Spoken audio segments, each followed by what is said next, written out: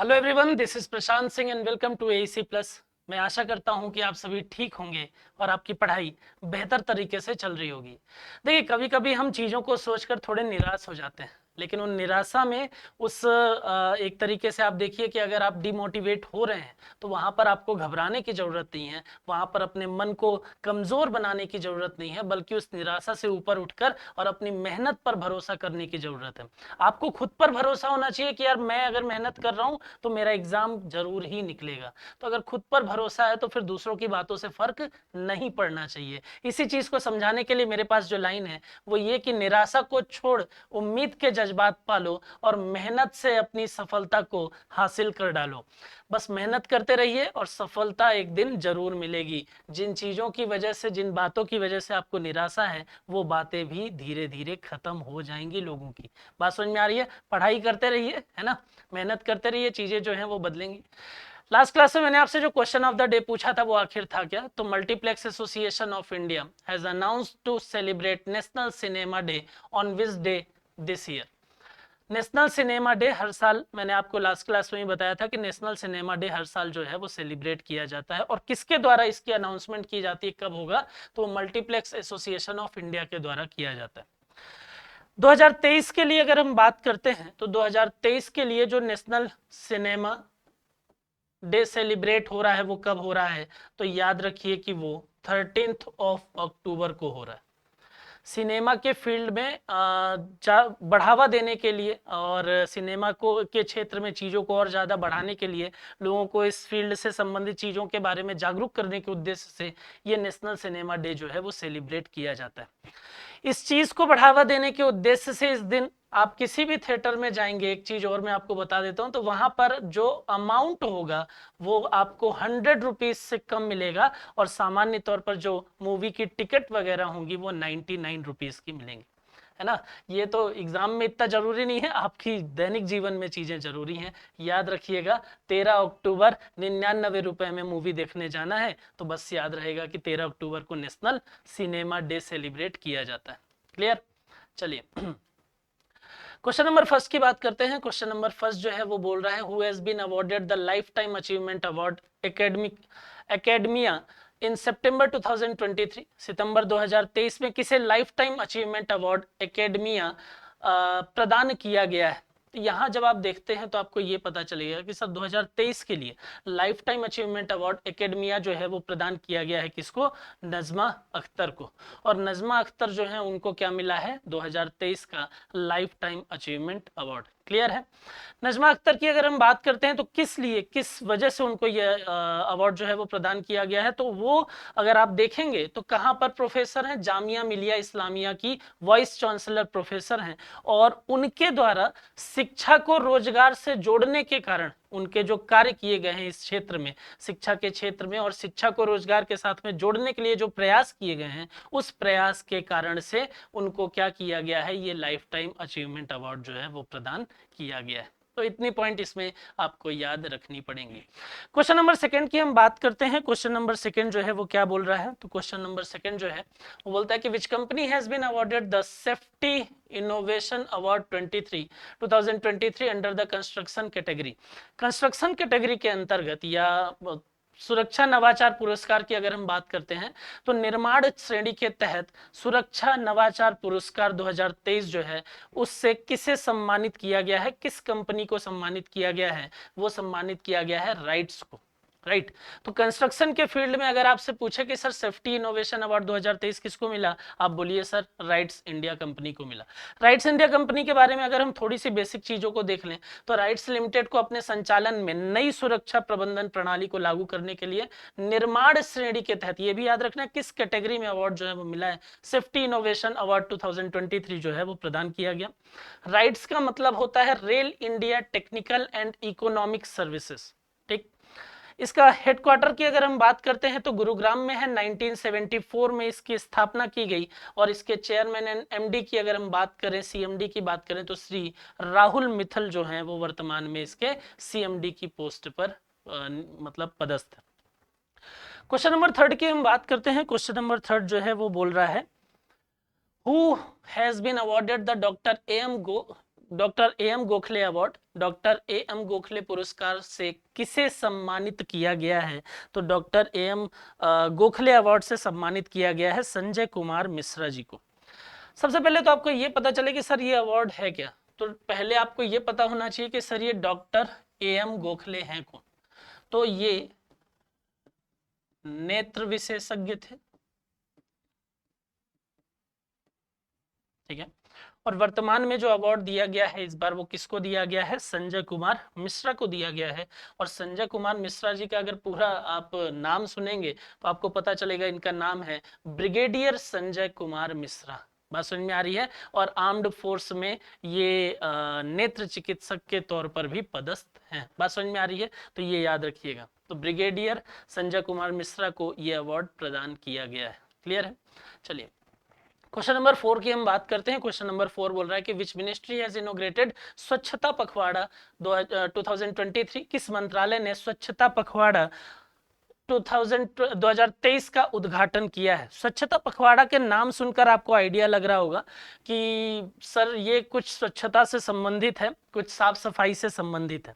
देखिए स्वच्छता पखवाड़ा की अगर हम बात करते हैं तो ये 16 सितंबर से 2 अक्टूबर तक ये चीजें जो है वो स्वच्छता पखवाड़ा जो है वो मनाया जा रहा है, ठीक है। तो 16 सितंबर से 2 अक्टूबर तक, ठीक है, स्वच्छता से संबंधित चीजें इसके आसपास ही आपको दिखाई देती हैं, ठीक है। दूसरा पूछ रहा है कि सर ये स्वच्छता पखवाड़ा जो है वो किस मंत्रालय के द्वारा उसको उद्घाटित किया गया है? तो ये मिनिस्ट्री ऑफ रेलवे के द्वारा किया गया है। और मिनिस्ट्री ऑफ रेलवे में इसका उद्घाटन जो है वो किसने किया है? तो इसका उद्घाटन किया है, नाम आपने अभी कुछ दिन पहले ही इनका सुना है, जया वर्मा सिन्हा, ठीक है। और जया वर्मा सिन्हा कौन है ये आपके लिए मैं क्वेश्चन छोड़ देता हूं। बात समझ में आ रही है? चलिए इसका उद्घाटन किया जया वर्मा सिन्हा। अभी कुछ दिन पहले ही मैंने जया वर्मा सिन्हा संबंधित आपको क्वेश्चन कराया है कि जया वर्मा सिन्हा को किस पद पर अपॉइंट किया गया है।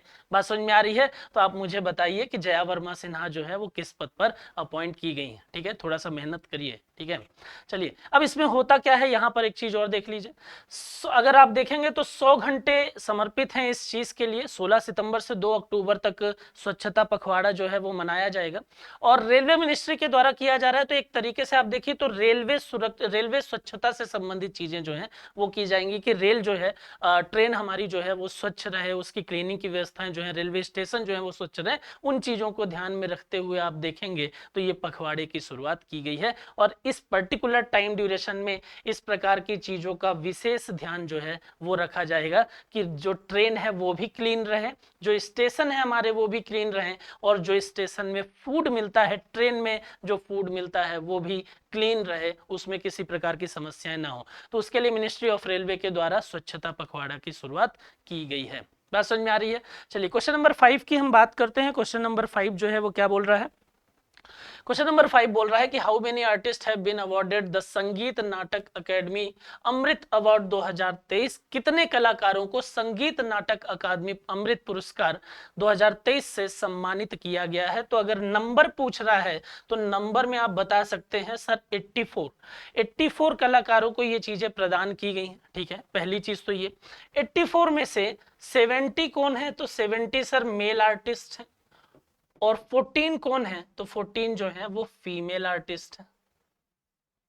बात समझ में आ रही है? तो टोटल नंबर जो है वो कितना है? वो 84 है। 84 में 70 मेल हैं और 14 जो है वो क्या है? वो फीमेल हैं। और इसमें एक चीज बहुत जरूरी जो याद रखने वाली है कि जो अवार्ड दिया जाएगा 75 वर्ष से अधिक आयु के भारतीय कलाकारों को प्रदान किया जाएगा। बात समझ में आ रही है? तो ये पॉइंट जरूर याद रखेंगे कि ये अवार्ड जो है वो 75 वर्ष से अधिक आयु के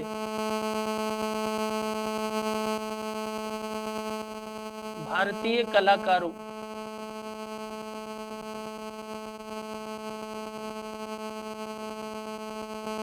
प्रदान किया जाएगा।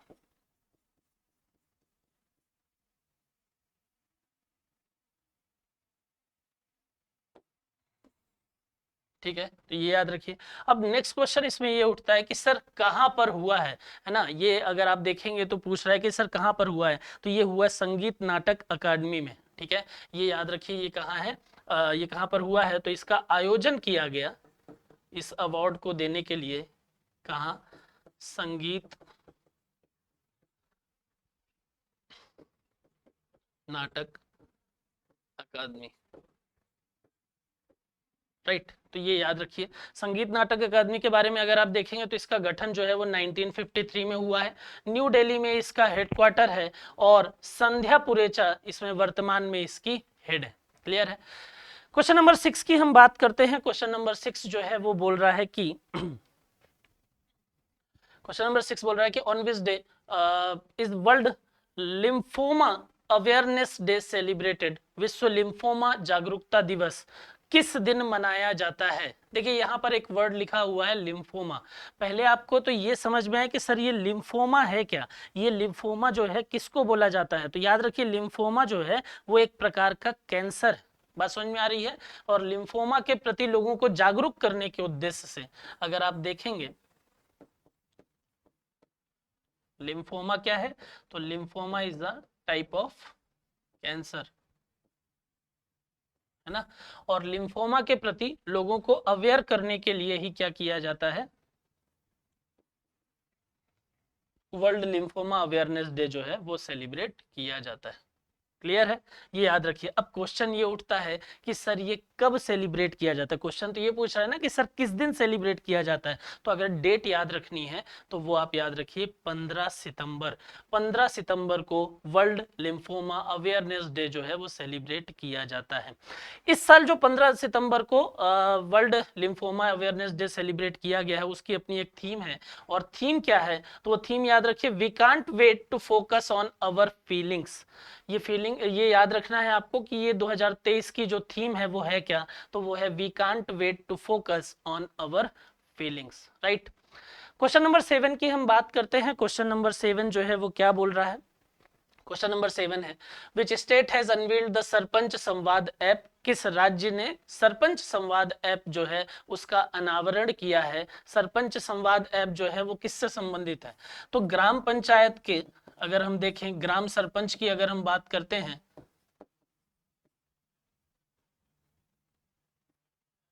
ग्राम सरपंच की अगर हम बात करते हैं तो उनके संवाद, उनके कम्युनिकेशन, ठीक है। तीन चीजें आप इसमें याद रखिएगा। क्या क्या याद रखना है, उनका कम्युनिकेशन, उनका कोलेबरेशन, और उनका रिसोर्सेस जो है वो किस हद तक एक्सेस कर पाते हैं वो चीजें।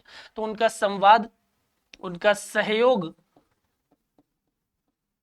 और संसाधनों की पहुंच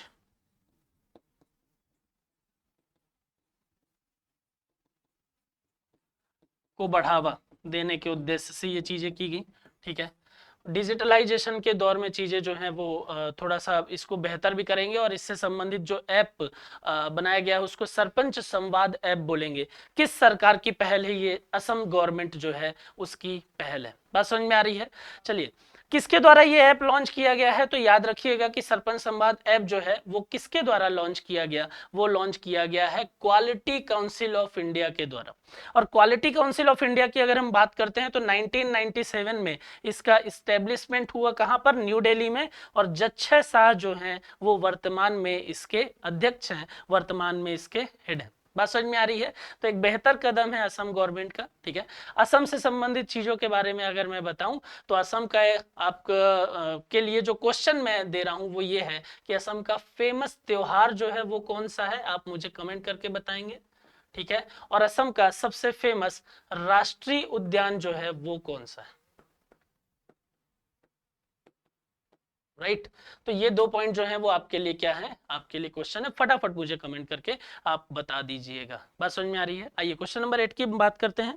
क्वेश्चन नंबर 8 की अगर देखेंगे तो वो बोल रहा है कि which Indian fashion designer has been honoured with the Knight of the Order of Arts and Letters award by the French government. किस भारतीय फैशन डिजाइनर को फ्रांसीसी सरकार द्वारा Knight of the Order of Arts and Letters पुरस्कार से सम्मानित किया गया है। देखिए भारतीय फैशन डिजाइनर, अगर हम बात करते हैं इंडियन फैशन डिजाइनर की बात करते हैं कि किसको ये अवार्ड मिला है, तो आप एक नाम याद रखिए, उनका नाम है राहुल मिश्रा। बात समझ में आ रही है। अब ये अवार्ड जो है वो किस सरकार के द्वारा प्रदान किया गया है? फ्रांस गवर्नमेंट के द्वारा, फ्रेंच गवर्नमेंट के द्वारा। तो फ्रांस के बारे में थोड़ी सी बात कर लेते हैं। इसकी कैपिटल जो है, इसकी राजधानी जो है वो पेरिस, ठीक है।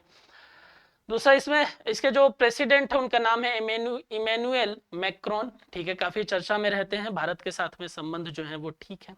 प्रधानमंत्री एलिजाबेथ बोर्न है और इसकी जो मुद्रा है वो यूरो है ना आप, और CFP फ्रैंक जो है ना, सामान्य तौर पर आप यूरो याद रखिए, ठीक है। तो यूरो जो है वो इसकी मुद्रा है। क्लियर है? चलिए, इतनी चीजें आपको इसमें याद रखनी है। क्वेश्चन नंबर 9 की बात करते हैं। नाम चेंज करने का दौर जो है वो लगातार चल रहा है ना। ये ऐसा नहीं कि सर जो मुस्लिम नाम है उनको बदल दिया गया, नहीं, हिंदू नाम जो पहले चेंज कर दिए गए मुस्लिम शासकों के द्वारा, उनके आधार पर रखे गए। अभी सरकार के द्वारा जो बदलाव हो रहे हैं, है ना, वो वापस से उन्हीं चीजों का बदलाव हो रहा है जिनके नाम पहले बदल गए, या मुस्लिम शासकों ने, जो विदेशी मुस्लिम शासकों की मैं बात करूं, उन लोगों ने जो हमारे शहरों के नामों में अपने आधार पर परिवर्तन किए थे, उनको हम वापस पहले जैसा कर रहे हैं, तो उसमें कोई भी बुराई नहीं है। यहाँ पर क्या है, यहाँ पर दो चीजें दिखाई देंगी, औरंगाबाद का नाम दिखाई देगा, उस्मानाबाद का नाम दिखाई देगा। मुगल शासक औरंगजेब के नाम पर औरंगाबाद का नाम जो है वो पड़ा है। अगर आपसे ये पूछे, यहां पर पूछ रहा है कि किस राज्य सरकार ने औरंगाबाद और उस्मानाबाद जिलों का नाम बदलने के संबंध में ऑफिशियल नोटिफिकेशन जारी किया है। न्यूज तो काफी पुरानी है, लेकिन ऑफिशियली अगर आप देखेंगे तो अभी चर्चा में ये बना हुआ है। तो ऑफिशियल नोटिफिकेशन जारी किया है। आपको पता है कि औरंगाबाद कहाँ है, आपको पता है उस्मानाबाद कहाँ है। अगर ये पता है तो आप सीधे तरीके से बता सकते हैं कि सर ये राज्य है। कौन सा राज्य है? वो राज्य है महाराष्ट्र। बात समझ में आ रही है। अब बात करते हैं कि सर औरंगाबाद है तो इसका नाम चेंज करके क्या कर देंगे? संभाजी नगर। और उस्मानाबाद का नाम चेंज करके धाराशिव।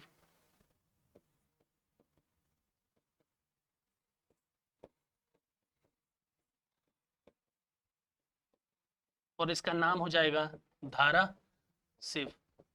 कोई समस्या नहीं है ना, कोई कोई दिक्कत नहीं है। हमने वही किया है, चीजें वही हो रही हैं जो पहले हुई हैं, उन्हीं प्रोसेस को, मतलब आप कंप्यूटर में करते हो ना अंडू रीडू, ये वैसी ही कुछ प्रोसेस हम वही कर रहे हैं जो पहले किया गया है। बात समझ में आ रही है। तो जो परिवर्तन हुए हैं उन परिवर्तन को पुराने जैसा करने के लिए और भारतीय संस्कृति का ध्यान में रखते हुए चीजों को करने के लिए भारत सरकार और राज्य सरकार जो है वो इस प्रकार के कदम उठा रही है। बात समझ में आ रही है। तो याद रखना है क्या? औरंगाबाद का नाम संभाजी नगर हो जाएगा, उस्मानाबाद का नाम धाराशिव हो जाएगा। क्लियर है? चलिए, महाराष्ट्र के बारे में बात कर लेते हैं। काफी चर्चा में है मुख्यमंत्री एकनाथ शिंदे जी, ठीक है।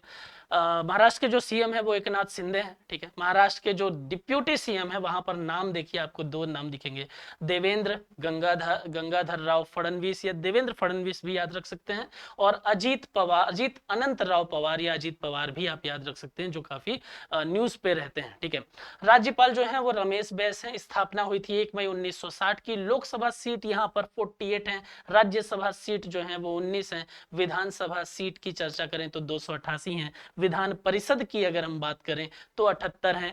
वहां की जो भाषा है वो सामान्य तौर पर मराठी यूज की जाती है, और महाराष्ट्र दिवस 1 मई को बनाया जाता है। बात समझ में आ रही है।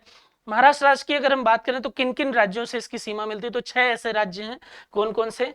तो गुजरात, मध्य प्रदेश, छत्तीसगढ़, तेलंगाना, कर्नाटक, गोवा, और एक केंद्र शासित प्रदेश है दादर एंड नागर हवेली। तो इन जगहों से महाराष्ट्र की सीमा जो है वो मिलती है। क्वेश्चन नंबर 10 की अगर हम बात करते हैं, क्वेश्चन नंबर 10 जो है वो क्या बोल रहा है, तो उसके बारे में भी बात करते हैं। क्वेश्चन है गिग वर्कर से संबंधित, और कर्नाटक के सीएम जो है या कर्नाटक गवर्नमेंट जो है उसके द्वारा इस प्रकार के पैकेज को लेकर आया गया है क्या? बात करते हैं। Which state government has launched an insurance package of ₹4 lakh for gig workers in the state? In which state? किस राज्य सरकार ने राज्य गिग श्रमिकों के लिए 4 लाख रुपए का बीमा पैकेज लॉन्च किया है? ठीक है, किस राज्य सरकार में? अगर राज्य पूछ रहा है तो बोलिए कर्नाटक। कर्नाटक के द्वारा इसकी शुरुआत की गई है, ठीक है। दूसरा क्वेश्चन ये उठता है कि सर ये गिग वर्कर क्या होता है ना? ये तो समझ में आ गया कि 4 लाख का इंश्योरेंस पैकेज जो है वो दिया जाएगा, लेकिन ये गिग वर्कर क्या है? तो यहाँ पर गिग वर्कर ऐसे समझ लीजिए कि ऐसे वर्कर जो फ्रीलांसर होते हैं या फ्रीलांसिंग बेस्ड होते हैं, है ना, उनको हम क्या बोलते हैं, गिग वर्कर बोलते हैं। टारगेट बेस्ड बोल लीजिए, उनको हम क्या बोलते हैं, गिग वर्कर बोलते हैं। ठीक है, फिक्स जॉब नहीं है लेकिन पैसा है अच्छा खासा है। ठीक है, जैसे मान लीजिए जोमेटो है, स्विगी है, ओला है, ये क्या है, ये गिग वर्कर या गिग इकोनॉमी का पार्ट होते हैं। तो गिग वर्कर जो है वो क्या है, फ्रीलांसिंग बेस्ड जो काम है वो गिग वर्कर का काम है। और ऐसे जितने भी गिग वर्कर हैं जब हम उनको कंबाइन कर देते हैं किसी कंट्री का, तो वो उस कंट्री का गिग इकोनॉमी कहलाता है। और भारत जैसे देश में आज वर्तमान में जब आप देखते हैं तो वहां पर गिग इकोनॉमी का पोर्शन जो है वो देश की इकोनॉमी में एक बहुत बड़ा हिस्से को कैप्चर करके रखता है। बात समझ में आ रही है? तो हर व्यक्ति चाहता है ना कि यार हमको स्किल्ड वर्कर जो है वो मिल जाए। गिग वर्कर जो है वो क्या है कि आपको टारगेट दे दिया, आप काम करो और पैसा लो, काम खत्म। बात समझ में आ रही है? अब अगर आप किसी नए लोगों को लेकर आओगे, उनको काम सिखाओगे, तो आपका एक्सपेंडिचर जो है वो अपने आप बढ़ जाएगा ना। हर व्यक्ति चाहता है कि उसके पैसे जो है वो कम खर्च हो और वहां पर काम जो है वो उसका आसानी से हो जाए, बेहतर काम जो है वो हो जाए। तो आजकल हर व्यक्ति जो है वो प्रेफर कर रहे हैं।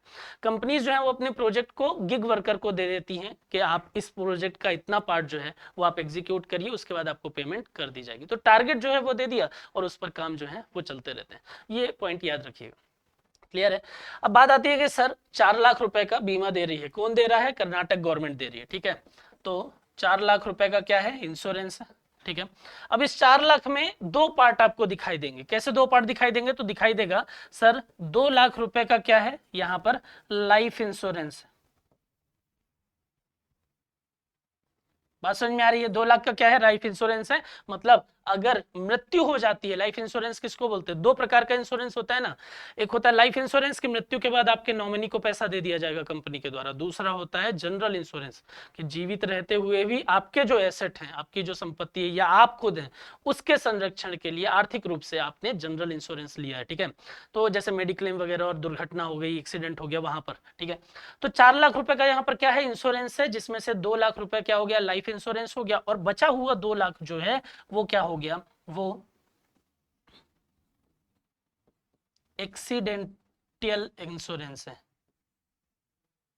या दुर्घटना से सुरक्षा बीमा है। बात समझ में आ रही है? तो यहाँ पर ये पॉइंट भी याद रखना है। बेहतर कदम है गिग वर्कर्स की अगर हम बात करें तो परमानेंट वर्कर के कंपेयर में गिग वर्कर को फैसिलिटीज जो है वो थोड़ी कम मिलती हैं। अगर हम बात करें तो वहां पर चीजें जो हैं वो उनको सिर्फ मोटा मोटा एक अमाउंट दे दिया जाता है, लेकिन बाकी फैसिलिटी जो है वो उनको नहीं रहती। तो जितना काम उतना पे वाला हिसाब किताब जो है वो यहाँ पर होगा। तो इन चीजों से थोड़ा सा बेहतरी जो है वो इस क्षेत्र में भी देखने को मिल सकती है आपको। बात समझ में आ रही है? तो ये याद रखिएगा। ठीक है, तो कर्नाटका की जो गवर्नमेंट है उसने क्या किया है, गिग वर्कर के लिए कर्नाटका गवर्नमेंट ने 4 लाख रुपए का इंश्योरेंस पैकेज जो है वो लॉन्च किया है। कैसे अप्लाई कर सकते हैं? तो gig workers can apply through सेवा सिंधु पोर्टल। सेवा सिंधु पोर्टल के माध्यम से इस योजना का लाभ इनके द्वारा लिया जा सकता है। तो ये आज के हमारे 10 क्वेश्चन थे। आपके लिए जो क्वेश्चन ऑफ द डे है उस पर बात करते हैं, जो आप मुझे मैसेज करके बताते हैं। आपके लिए जो क्वेश्चन ऑफ द डे है वो ये है कि when is world river day celebrated? विश्व नदी दिवस जो है वो कब मनाया जाता है? ठीक है, कब मनाया जाता है विश्व नदी दिवस? इसको आप ढूंढिए, इसको देखिए, पढ़िए और कमेंट करके बता दीजिए। बात समझ में आ रही है? बाकी आप पढ़ाई करते रहें, खुश रहें। Thank you so much.